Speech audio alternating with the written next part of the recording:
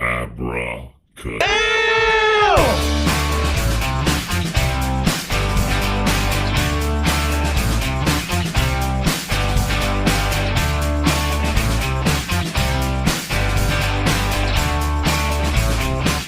Welcome to the Abracadamn podcast, and I'm your host, stand-up comedy magician Danny Whitson. It has definitely been an interesting week. I don't know if you guys follow what was going on with GameStop and the stock market, but it looks like a bunch of Reddit users have stuck it to the man. So that's always good. I'll be honest with you, I don't understand stocks and stuff. I don't follow it. I don't know anything. I think the closest that I've ever come to dabbling in stocks was preferred stock, and that was like a real crappy cologne that I wore in the 8th grade. So, and let's be honest, I didn't dabble. I washed it all over my body. All right, 8th grade. But other than that, if you've made some money off of GameStop, go for it. Go for it. Hopefully, I need to learn. I need to get my best friend to teach me some of that stuff so I can quit being a broke bastard. I'm excited to announce that the Abracadamn podcast has some new sponsorship. So let me just start things off by saying this episode is brought to you by Bob's Washboard Wash and Fold Service. Now, I don't know about you, but I hate doing laundry. I can't stand it. No, I got better things to do in life than to fold my socks. So let Bob's Washboard Wash and Fold Service do that for you.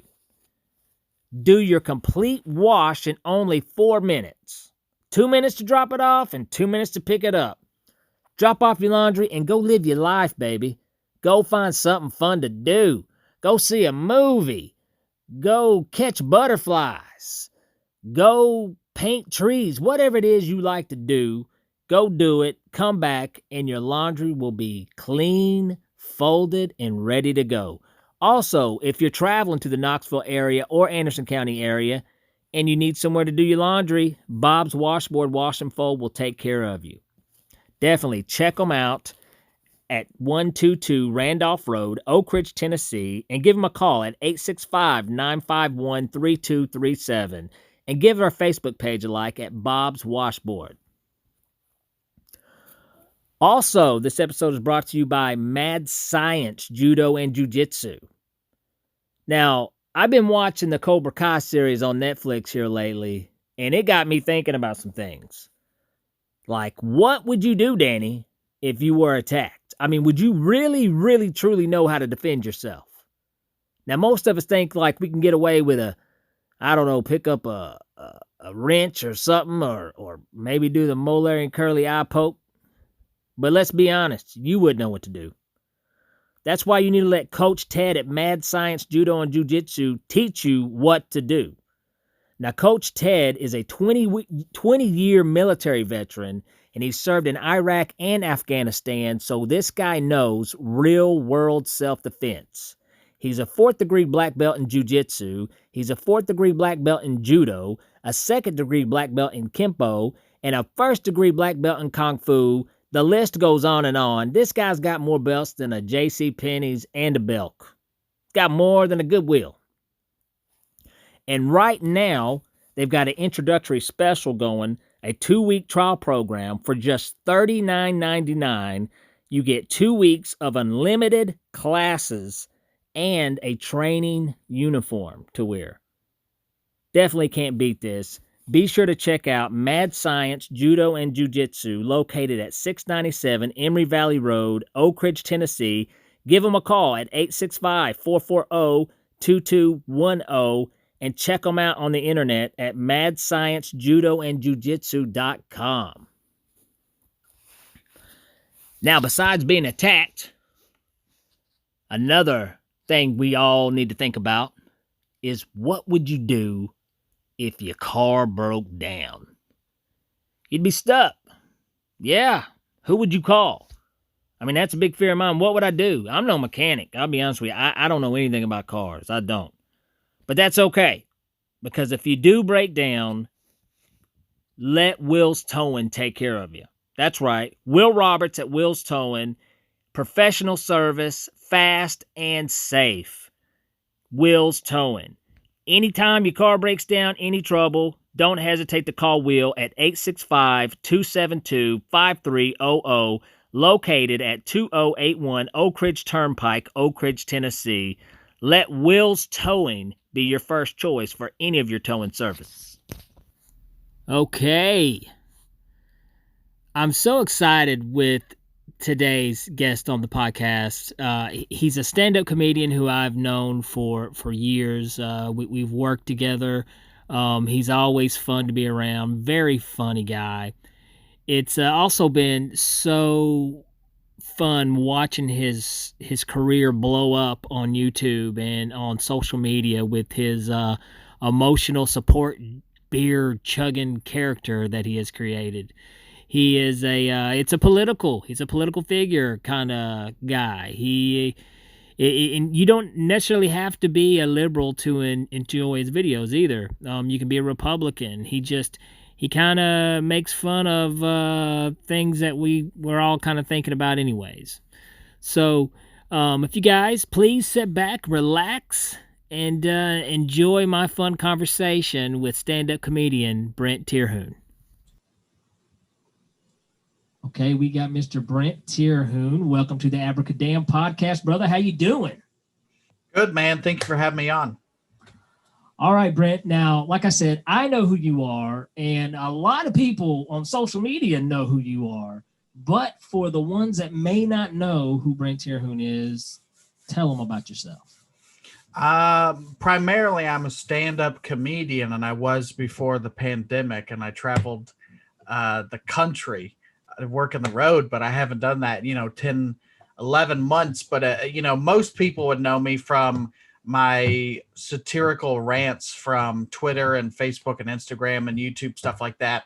He's a guy that whenever you see somebody rant in their truck about something, it's a parody up on that. So whatever my character, which people are always like, what's the character's name? I'm like, I never gave him a name. I call him the Redneck y'all love to hate, because anybody in those videos, when they're aware that the audience hates them, they're always like, oh, you hate me, but it fuels me. But I love it when anybody's like fueled by somebody else's hate, when they can tell that people hate them. But so the character's very reactionary to what's going on in the news. So he'll rant about, people saying happy holidays instead of Merry Christmas. Those are the kind of rants I like to do. Now, okay. First of all, now I know for a fact that Brent Terhune, the stand-up comic, is different slightly as far as your stand-up goes, because your stand-up, you don't do any of this character. You've got a whole stand-up. I mean, your stand-up is great, but it's also a little different from the ranting character that you do, correct? Yeah, I've been doing that character since I guess 2016, and it's really ramped up since the election in 2020. So maybe I would do a couple videos a month, but then everything was so tense and politically charged, so I was doing a couple videos a week. But then before that, I was just doing regular stand-up. I'm a fairly clean stand-up comedian. I could perform for your grandma and you, which we've done, by the way. You and I, Danny, we've done some corporate stuff where you had to, you can't say certain things. But I was a stand-up comedian, and then that character kind of took off in the past couple of years. And so that's what people know me from. And then they come see my show and they don't know what to expect. But I don't think anybody leaves disappointed. They just didn't know what my stand-up was like. Gotcha. Now, that's interesting. Has anyone ever came up to you afterwards and said that to you, like your stand-up, they were expecting something else and you did something else? They would be like, we didn't know what you're going to do, because primarily people would know me from those rants.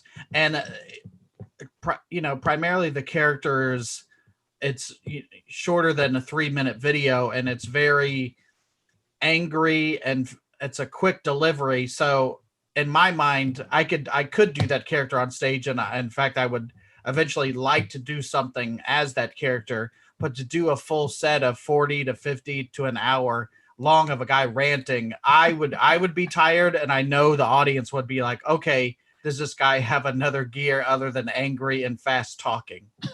Okay, well, this is the thing I admire about you, bro, because I mean, in this day and age, and I'm not knocking these people at all. This even came up. I talked to Ryan Niemiller, about the same thing. You have a lot of people these days who are making these videos. They're not comics. They weren't really ever entertainers to begin with, and they go viral.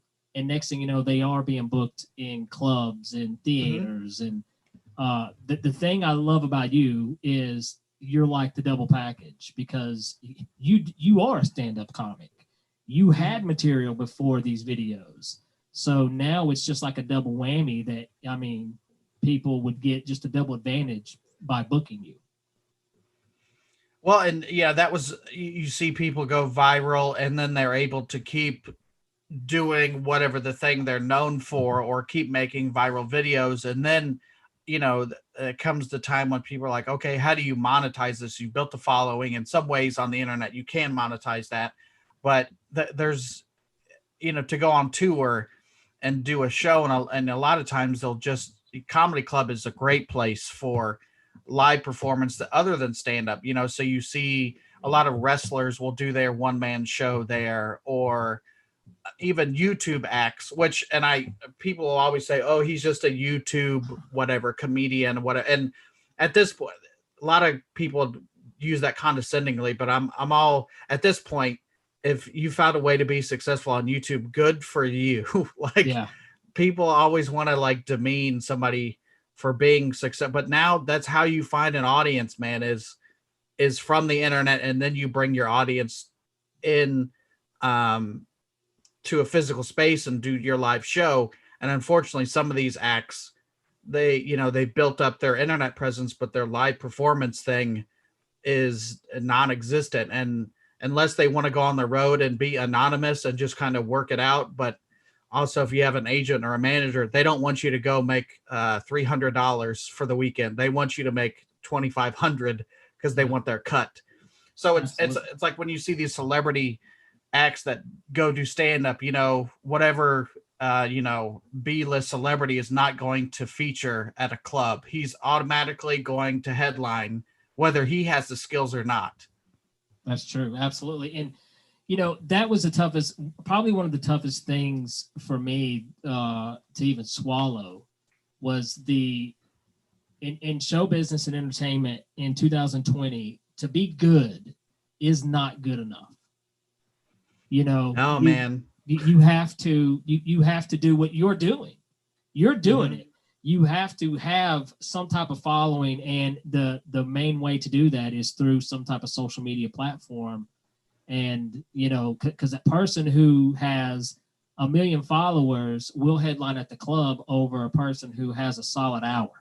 I mean, at the end of the day, it's about putting butts in seats, and and unfortunately, sometimes you get people that aren't necessarily artists.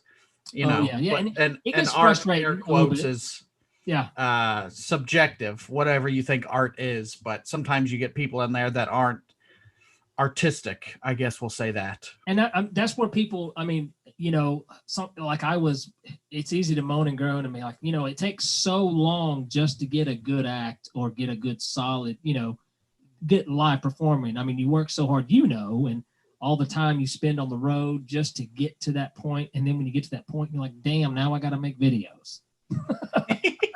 It's never. And then once you get some videos that do well, then they're always like, you got to do more videos, or now you have to write more jokes because they've seen everything that you've done on the work is never done, which is great because it keeps you engaged. But also at a certain point, I'm like, man, I just want to take a break for a minute, which is what I'm doing post Christmas. I'm not doing anything.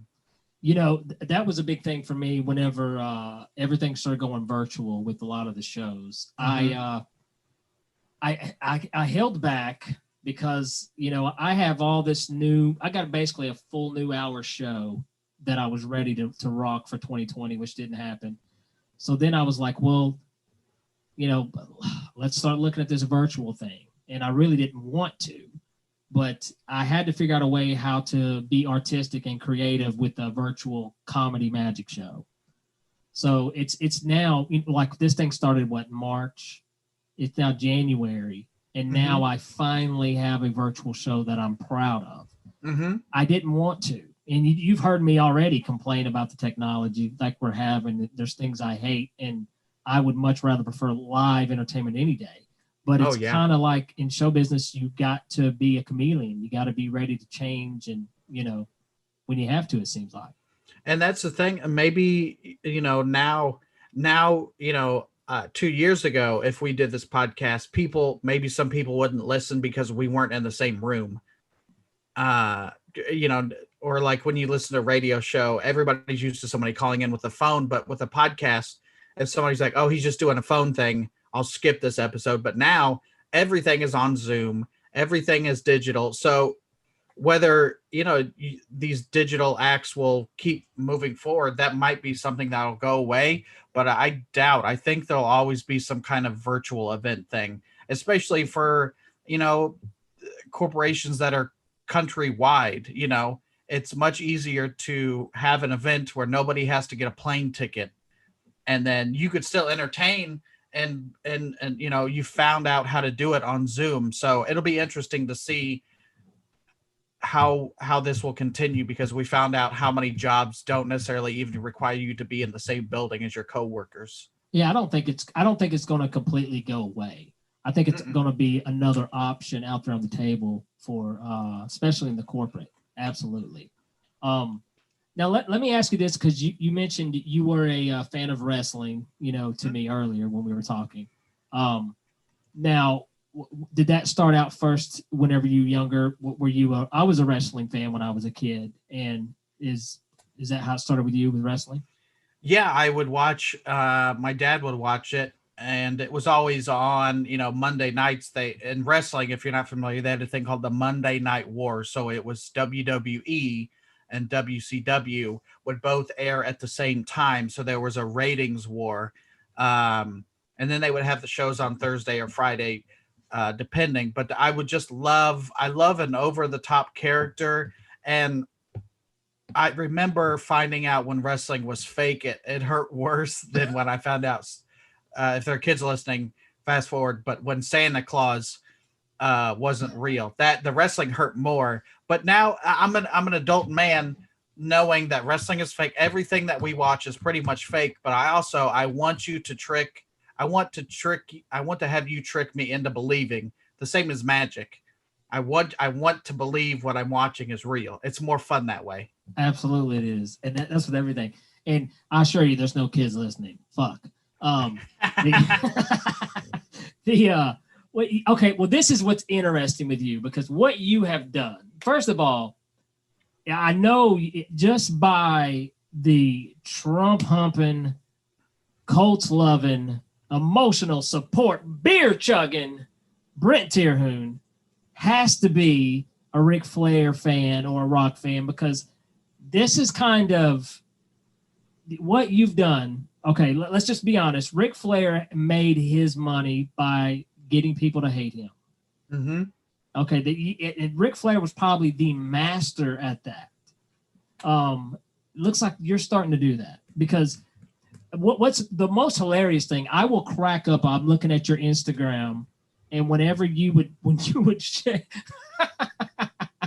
when you would share the comments that you would get from the haters, it's the most. Oh my god, dude, it's so hilarious. It's funny because it is, that character is very much based in pro wrestling. And wrestling, they call, when a guy talks, it's called cutting a promo. And that's how I wanted it to be, was those guys never give you a wink or a nod that what you're seeing is fake. And that's what I wanted with that character, is I wanted it to be as real as possible. And I'll do some certain things that because I study all the other people that will record videos, whether it be a rant in their car or whatever, and see what they do. And like borrow things that they do, not necessarily their exact phrases, but how they'll do it. So like I said, the characters like, oh, you love me, or you hate me and I love it, that kind of thing. Or I'll just be like, you're boo-hooing and crying, like just over the top just taking one trait from a group of people and blowing it up. That's what those people do anyway. If they'll complain about millennials and getting a participation trophy, now all of a sudden, in that guy's view, every millennial has a participation trophy. Every millennial is lazy. You just take those small things that people hate and you blow it up, but then you present it in a funny way to where if you can understand what I'm doing is satirical and making fun of these people, to me, it's more fun that way. And then you get the people that don't get it. And if they can creatively roast me or just be funny in their comments, I love to be made fun of. Okay, well, in that case, can you give us your favorite insult that you've been given? One of my favorites was this guy. He was like, "Man, this guy lives in a trailer park. Why don't he cut my grass or something?" He said your bitch ass lives in a trailer park. Why don't you cut my grass or something? Like he was telling me to do chores, but he wasn't very specific as to what he wanted me to do. That has always made me laugh.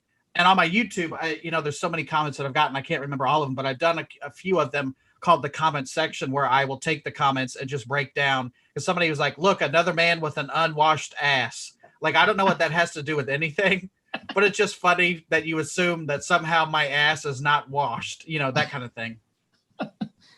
Okay. Now, okay, let me ask you this because now you've decided to go a political route with your comedy. Mm-hmm. Now, sometimes, I mean, that's actually I got to say, that's a brave thing to do. A lot of people, there's a lot of entertainers who probably would want to do that, but mm-hmm. they're kind of nervous about going that way. Have you seen any, has that affected your shows or anything, or have you seen any ill effects with that? Well, and you mentioned people that didn't go political, like Gaffigan earlier this year, kind of went off on Twitter about Trump, and he definitely got backlash. But at this point, I don't think that he cares, And that's the same thing with me. Especially, it's my character is pro-Trump and an anti-Trump way. Like he's a MAGA the ultimate troll. Yeah, and I wasn't setting out to be a troll, because a troll to me will just comment, "Oh, you look fat," on your profile picture. But a lot of times I'm not reaching out to people. I'm making video and they reach out to me as far as commenting on my thing. So I don't want people to think I'm being a troll, because to me that has ill intent. But if you try to say something back, I definitely will quote troll you back, because that's more fun. But to be political, like in my regular act, there's no politics at all. And to me, I'm not really even a fan of politics, like watching politicians. More so, I'm watching the people that watch politicians. That's, in my mind, that's what I like, because especially with Trump supporters, they're so fanatical. And that's not all of them, but you've definitely seen a guy with 4 flags on his truck. That's the guy I'm talking about. Where and to me, if you, at this point, if you want to support Trump, then I don't need you at my show to begin with. I'm totally fine with you not being there. And I do have people that are like, "Oh, I'm a Republican, but I like your character," so I think they can at least appreciate what I'm doing. And to be Republican doesn't mean you're also a Trump supporter, because I definitely get a lot of those. People will be like, "Yeah, I'm a Republican, but I don't support this guy." But there's a lot of those. I mean, it seems like I think yeah, I mean, I know actually a few Republicans that are not Trump supporters. Mm-hmm. So it's I think the Trump train is kind of its own thing. Is kind of the way I see it. And I think with him, losing the election, like he has a couple different times, but he's gonna go. He'll not be president. Whether he'll go away, I don't think that's gonna happen. But that the character of the guy ranting in a truck will not go away, because that guy's been around, and it's never been easier to record something with your camera. So whether it be a guy that's actually mad about whatever, or doing a parody of somebody and a mat like masks. Every day you see a different video of somebody yelling about a mask in a store. That's not political. It's been made political, but Yeah. those types of people are not going to go away. That's that's true. You're going to have those morons, regardless to who's your president. Mm-hmm. And well, that's only going to benefit emotional support. Brent. So and I've tried to do, and I've done some other videos that aren't that, because I also don't want to be pigeonholed into that character, which I do like the character, but I also, some people will, I'll post something else and be like, oh, you're breaking character. I'm like, what character, what made you think that I was just this guy 24/7? You know what I'm saying? yeah. Well, I knew you way before this character. Yeah. I knew you to be a solid stand-up comic. And so that's whenever I saw the videos, I was like, oh, he's brilliant. He is brilliant. Oh, well, thanks. Because he, like I said, you're already a solid comic. So I think if anyone does catch on to you by the videos and then goes and see your act, I think they're just going to be surprised and, definitely happy. So, yeah, I'm hoping, and that's always my thing. If you cared enough to come see me live, I never want anybody to leave disappointed. That's as far as if I'm doing a show, if you knew me or didn't know me, but you paid money to see me, I never wanted anybody to leave disappointed. Because you coming out is more than paying $10 to see me. It's because you got a babysitter and maybe you paid to park, and that's your one night in the month that you could go out, and you chose to spend it with me. So I never want anybody to leave the show being like, man, that sucked, Gotcha. Now, is this something, how long did it take you to decide, this floated around in your head for a while before you made the first video, or was it almost a spur of the moment kind of thing? It was a spur of the moment scrolling through Facebook and Twitter when Colin Kaepernick took a knee, and then everybody was burning Nike jerseys and shoes and season tickets to the Colts. And I was like, man, all these people that you could have donated all this and burning their stuff, they don't care because you've already bought it. So you might as well just wear them until you were going to throw them out anyway. It was a bunch of people just grandstanding to prove a point. So I always thought that was funny, was those types of people. So that was the first one. And then a year later, I did one when Kaepernick signed a contract with Nike. Maybe I'm getting my time, but the second one I did was when Kaepernick signed the contract with Nike, and that one really blew up. Was me burning stuff in my backyard. I think I remember that. I think I remember that. When did the go Colts? That just kills me every time you say go Colts. Fuck, because everybody hated the NFL because the players were taking knees. So it always seemed funny to me if the character was like, fuck the NFL and go Colts. Because I'm from Indianapolis, and if you hang around Indy enough, you'll hear a guy that says Coats. Just completely doesn't say the L. So go Coats is always funny to me. Now, what do they think about you in your hometown? I mean, I think this is a definitely red state, home of Mike Pence. So I think there are definitely people that don't like what I do. But then again, I mean, you don't have to have everybody be your fan. You just have to have enough, in every market, which I'm not going to appeal to everybody. I think nowadays with the internet has proven that you could, find your audience in a narrow space. You don't have to be the Tonight Show guy that appeals to everybody. So, especially with podcasting and the internet, if you currently I'm listening to a podcast about the show The Wire.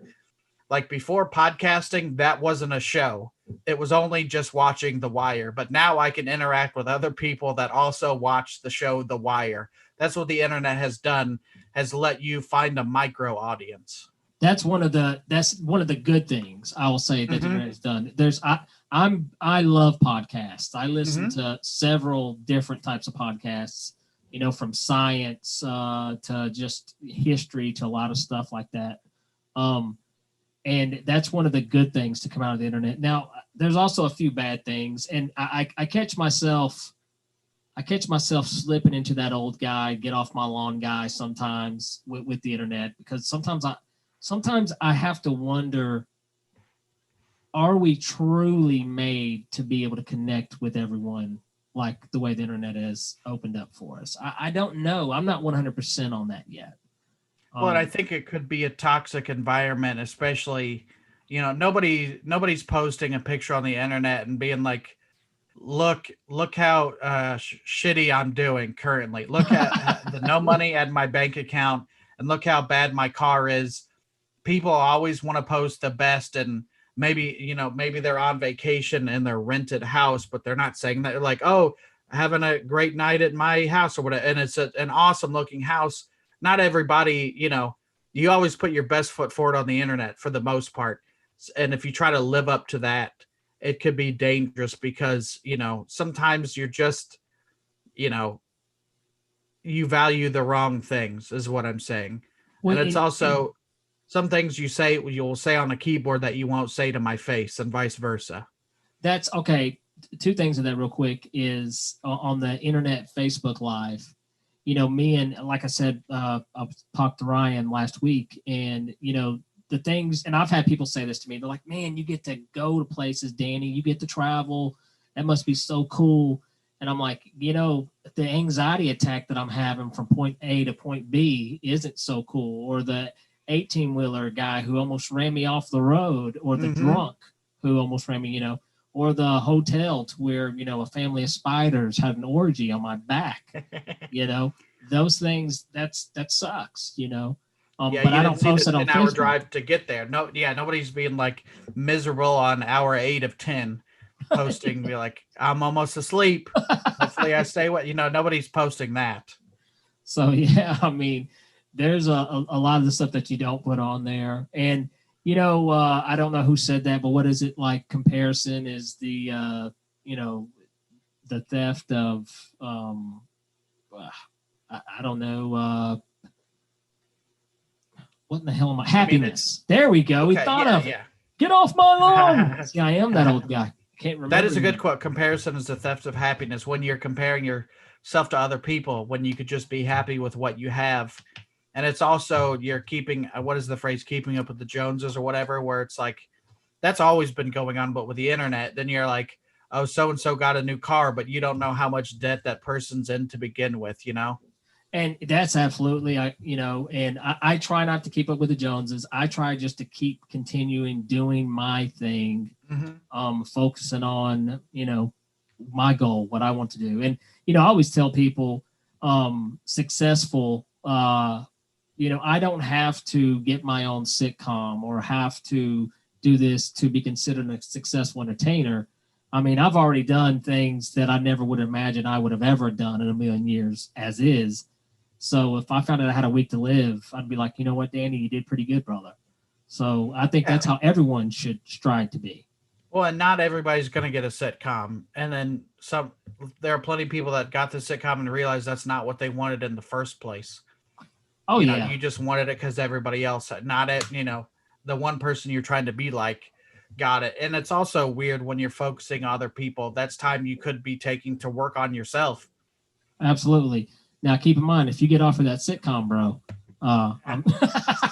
I've already written a magician character just for you. Yes. It's you, Justin Wellman. So we'll see who answers the phone call first. Oh, man, that's awesome. Okay, so let's do this because, me and you, we have worked together over the years. We've done a show on a boat. Which That's was right. Weird because it was a yacht. I think it was technically a yacht. Let's say yacht so that people know how better we're doing than everybody else. This is our bragging on the internet. Okay, but what I want to know is, because you're on the Abracadamn podcast, we always got to ask a hell gig story. Let's hear one.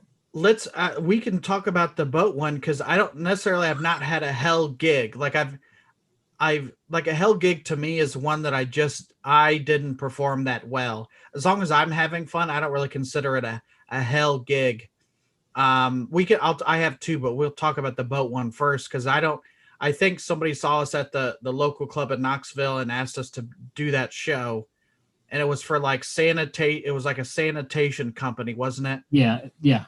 And it was and it was on a boat. So that's two strikes in my mind, because everybody knows everybody at this company, and that an audience could eat you alive because their inside jokes are going to be way funnier than any joke that you come up with, but then also you're on a boat, it's loud, and it's not really conducive to performing because it's a boat. Like the boat wasn't big enough to have a stage. It was just kind of like a half banquet. Yeah, it was. So, and that wasn't a hell gig, but it wasn't like, I didn't leave that being like, man, I would like to do that every day for the rest of my life. I was like, damn, I wish I could swim. Yeah, and that's the thing is, after you have to turn around on the river and go back up. It's not like you could walk out the door and be like, I'll never see you again, It wasn't terrible, but it wasn't, the best thing I've ever done either, Yeah, well, it was one of those shows, I always say, either a show is either fun or work, and that was definitely work. Mm-hmm. The worst day at work is better than a real job to me, in my mind. I agree, 100%. I agree. But you said you had two though. So what's the other one? The other one I got to perform at it was pitched to me as a resort, and then I got there and it turns out it was like a big campground, but it was like where people had their really nice trailers there all year round. So I guess technically you could call it a resort, but in my mind it was a campground. And it was outside, and instead of like we were on this really nice tall stage it had a really nice rug on it that tied the room together, but it was outside, and instead of like having chairs like where you would have like an outdoor amphitheater, everybody was on their four-wheelers and their golf carts and whatever those hybrid four-wheeler golf cart things, the gator things. And we were supposed to be family friendly, and we did two shows. And the first one started late because we had to wait for the picnic shelter. We had to wait for somebody to hit bingo. and then once somebody hit bingo, they all came over to the parking lot, and they were just heckling nonstop. And they're like, you got to be family friendly, because literally you could look off stage and see like a 5-year-old playing. But then the audience were heckling, and they would be like, yeah, you're goddamn right. Like they were dirtier than we were told to not be. And it was just one of those where I went up, because I didn't go up first, thankfully, but I went up like second or third on the show. And as well as I do, if you let an audience talk, they will, you don't win them back. So I just kept talking as loud as I possibly could and as fast as I could without sacrificing the jokes. And then after doing a 20-minute set, the show's over, but now we're doing a second one. But the idea was the audience, okay, this audience will filter out of the parking lot and a new one will filter in, but nobody left. So, which I can do 2 different 20-minute sets, but it was just so like, you're performing for the same. I could have just done the full set, and I would have just been done once, So it was just odd, because after the show they'd be like, they were like, yeah, you were good, man, but you could tell that like they didn't mean it. But also mid set you could see like headlights turn on and an engine turn on, and somebody would back out and go to their campsite. So you could, like, usually at a club, somebody's leaving quietly, but you would hear an engine, and they were like having conversations on the way out with other people, being like, how's your dad doing? Is he doing okay? Well, we're praying for it, like that kind of thing. Oh, man. And hopefully, though, you didn't have to endure that long. You had something else lined up soon that you could forget about that, or at least and it was study round. It was one of those where it was just, the show is what it is, and I got to work with friends, so that at least that made it better, because afterwards we could be like, yeah, that wasn't good, right? And they're like, yeah. So at least I wasn't alone on it. I had other people with me where we could be like, okay, yeah, that was not as good as we thought, but at least we got to hang out, because we never get to see each other to begin with. That's cool. See, there you go, man. There's always a good silver lining. A good silver lining there. That's a good attitude to have. Now I'll tell you what, man, it's a bummer because the video portion is not working for the podcast, but I'm going to try this just to see how amazing you are. All right. I'm thinking of a card. Okay. I'm thinking of a card. Take the first thing that's pop. I'm going to try to send it to you, brother. Here we go. All right. I think I've sent it to you. What is the card I'm thinking of? You're thinking of the King of Hearts. That was amazing. Absolutely amazing. That's why I always appreciate you and your magic, man. You're always just 100% accurate. Yeah, awesome. That's great. But some people may say the King of Hearts, some people say the Four of Spades, but tonight I'm saying the King of Hearts. That was and okay. Dan, you're the king of my heart, by the way. Oh, so. Yes. Now, well, let's do this because I got to ask the tough question. And I don't even know if this is a tough question for you, man, because you're not afraid of politics, bro. You're not afraid. Me, I'm not afraid of politics. I don't talk about it much in my act. I am I'm a real independent political person. I lean to the left on a lot of issues, really strong supporter of the LGBTQ community. But at the same time, I'm a rational thinking human being. I think some people on the too far left get a little weird. Mm-hmm. So, but you're like the political stud. So I'm just going to go straight into this. Okay. Mm-hmm. Do you think? Well, okay. First of all, we've had an African-American president. And now we've got a female vice president. Also, she's a minority. So we've already experienced a lot of changes in this country. And in some ways, we are progressing and things are really, we're growing up a little. Okay. But now I don't know if the country's ready for this yet. And I want your honest opinion. Okay. Because I'm pretty sure we've never had one of these. But first of all, I'm going to ask you, do you think we will ever have a ginger president? I'd have to actually look back and see if we've had a red-haired. I don't think so, bro. President. And also, to your point, does it count if the beard is red? Because there are many people that don't have red hair on their head, but the beard is red. So it's got to be on the head, bro. It's gotta be on the red head. On the head. They've had to experience being a red-headed child. Okay, if you did not grow up being picked on because of the color of your hair, okay, then you are not a ginger. Get out of my face. You don't know nothing about it. What if the person is elected and their hair is white by the time they're elected?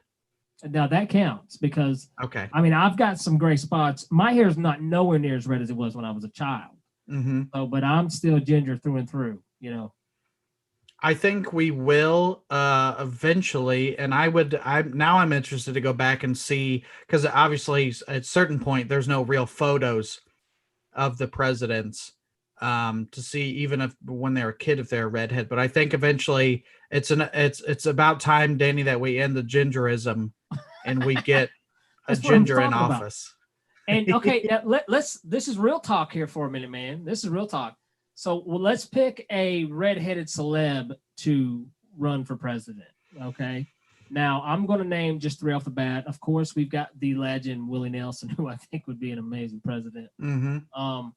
David Caruso, and let's just go with the most hated prop comic in the entire world, Carrot Top.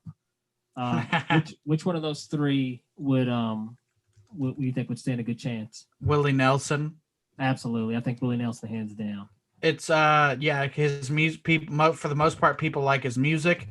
And I don't see him being like, yeah, we're going to war. I don't see that either. Now David Caruso may go drop some bombs on some folks, bro. I wouldn't put it past him. Carrot Top definitely would drop something. I don't know if it'd be a bomb, but it'd be some type of creative prop, You know, at least he could entertain like foreign leaders when they come. They'd be like, "What's this behind your ear?" I know he doesn't do magic, but he could do that. I think, right? Yeah, I think he can. Well, he's loved by he's got magician friends. Not knocking Carrot Top, by the way. I'm not one of these people. I don't hate Carrot Top. I'm not one of those people. I mean, the guy could drop his bank account on some, any country and wipe them off the map. So Yeah, no, I don't fault that guy at all. And uh, also, he's living in a hotel in Vegas or in his own house in Vegas and doesn't have to drive more than a half hour, I'm sure, to perform for his audience. So And he doesn't good have for to- that guy. yeah. He's not standing on a small boat. If he's on a boat, it's a really big one. But Yeah, he's not standing on a wooden pallet in the corner of a bar, which I've done. So yeah, that's right. Okay, well, I tell you what. Now, something else I've noticed on here is, like I said, I can see you, but you can't see me. mhm. Your toboggan, bro. You got Michael Myers on there. Yeah, I'm a big horror fan, so I could go on and on about just horror movies in general, but I'm sporting the Michael Myers hat tonight. Now, I am a horror fan too. It's crazy. My daughter is a horror fan, and she's so much more braver than what I was at her age. I mean, literally, I came home the other day, and she was in the living room with the lights out watching The Ring. Okay, yeah. So nothing really scares her. When I was her age, that would have terrified me. But yeah, I'm a big horror fan. I do a lot of the horror conventions. I've even got a specialty, scary comedy magic show that I do at least once a year. That's Let me fun. ask you, what got you into liking horror movies?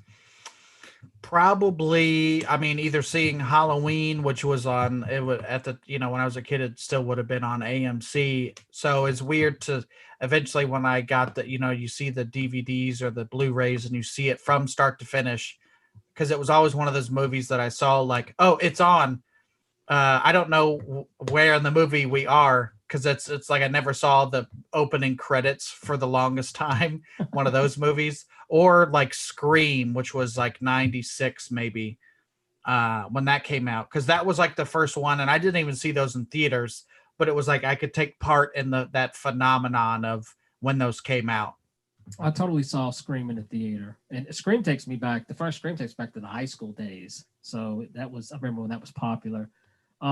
Now I'm a big fan of the Halloween series, especially the new ones that's going on right now. Danny McBride, was a part David of that. Gordon Green is the director. Yeah. The last movie I really enjoyed. The only problem I had with the movie, and I'll be completely honest with you, I feel like they showed Michael's face a little too much.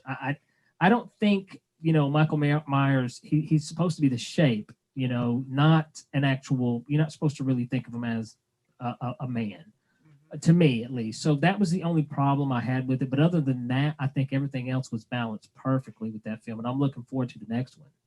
Yeah, and that's the thing. People would complain and be like, "Oh, there were so many references to the older movies, and also, it's kind of a soft reboot." But and people will complain that, "Oh, you could just watch the first one again," which I will. But also, if they remade it again, I would still watch whatever comes out. I'm gonna see anyway.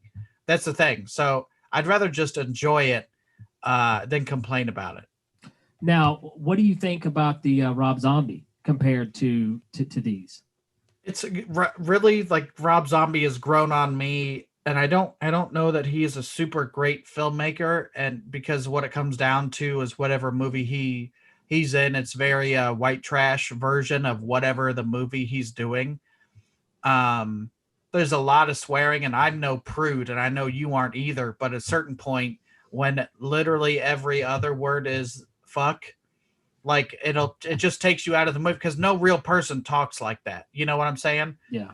But I don't hate it, especially the two Rob Zombie Halloweens, because he did something different, which is I can appreciate that he took a chance. Whether I think they're the best movies or not, they're not, by the way, but I still appreciate them. The thing I loved about those is, first of all, I loved the backstory on Michael Myers that we get, and there was some little attention to details that I think Rob Zombie is perfect on. Like I can't remember if it was 1 or 2, but it's where Michael Myers was in the back of the van, and he gets out of the van, and you literally see the shocks on the van raise up like, a few inches, just to kind of express how big this Michael Myers is. That might have been the very beginning of 2 when they're transporting him to the morgue. But I do agree with you that the Michael Myers, who was played by Tyler Mane in those 2, is menacing. He's so big. The mask is pretty good. And they framed it so well. So he's so big compared to everything else in every shot. That's cool, man. So horror movies, wrestling, and I love those things too, man. Really, I didn't know you were into horror movies. I knew you liked wrestling, but I didn't know you was into horror movies. So that's super cool, man. Yeah, and it's hard to talk about that in stand up or anything, because it's so, especially wrestling or horror, because people, if you're talking about a horror movie in June, people look at you weird. But October, completely fine, but June, not so much. And that's true. But I've noticed, like, I'm doing like a lot of these festivals and stuff that's coming around and popping up now. They're starting, like I normally play at CreepyCon, and that's in August. So it's at different dates and stuff. So if you're a horror fan, it doesn't have to be Halloween. It's a lifestyle. So, yeah, for sure. A lot of them I go to, especially here in Indianapolis. There's Days of the Dead, and then Horror Hound is the other one, and those are always in the summertime. Now, are you a haunted house kind of guy? Not really. I like the documentaries about haunted houses, and my wife and I every year there's a haunted hayride, and those are more animatronic type stuff. I like the theatrical presentation of a haunted house, but it's not that I don't mind being scared, but I'd rather see how it works more than actually going through it, if that makes sense. Gotcha. Well, I'll tell you what, man, this has been fun, dude. I've really enjoyed the conversation. I always love talking to you, man. It's always fun, and it's weird. Now this is how we talk to people, is on the internet, because before it would be every 2 years and I'd see you in the back of a room before either of I went up and performed, Well, hopefully those days, one day it'll That's happen. right. Well, I tell you what, is there anything that you would like to plug, or where could people follow Brent Terhune? Yeah, I do a couple different podcasts. I know you mentioned Ryan Niemiller. I do one with him every week, and another guy named Johnny LaQuasto. It's called the Cafeteria Podcast. And then I think last week or the week before, we just did a watch along of Christmas Vacation. And then another one I do is just me, called The Field Trip with Brent Terhune, and that's very topic based. So I've had episodes like parody religions. So if you've ever wondered about the Church of Google, which is real, or the Church of the Flying Spaghetti Monster, which is another church that somebody has made up, or other episodes like we did a Christmas Story episode. We did what was the other one that we just did recently? Like most haunted objects, that kind of stuff. So that one's very topic based. So if you don't enjoy an episode, you could go to the next one. That's awesome. Well, Brent, thanks a lot for coming on Abracadamn, brother, and I look to having you back on sometime soon, man. Love to have you be back on. So thanks for having me, man. Okay, that does it for that episode. That was so fun, man. I love talking to Brent, and if you get a chance, check out his videos. If you have been living under a rock and you haven't seen his videos, check them out. I promise you're gonna laugh. Speaking of laughing, we do got some shows coming up. I actually do have a live show coming up in Kingsport, Tennessee. That's going to be next Friday, February the 5th, I believe, at the Gypsy Cider Co. It's a one night only, one show only. If you are in the Kingsport, Tennessee area, come out. It will be social distancing safe. Come out, enjoy the ciders are delicious, and come see a show. That would be so awesome to me. So please come out. If you have not done so yet, be sure to like the Abracadamn podcast like page, and give me a follow at Super Magic Boy on Instagram. And tell your friends about the podcast. Tell them to follow, subscribe. We're everywhere. So be sure to check us out, even on YouTube. Check us out. And like always, Abracadamns, thank you for listening.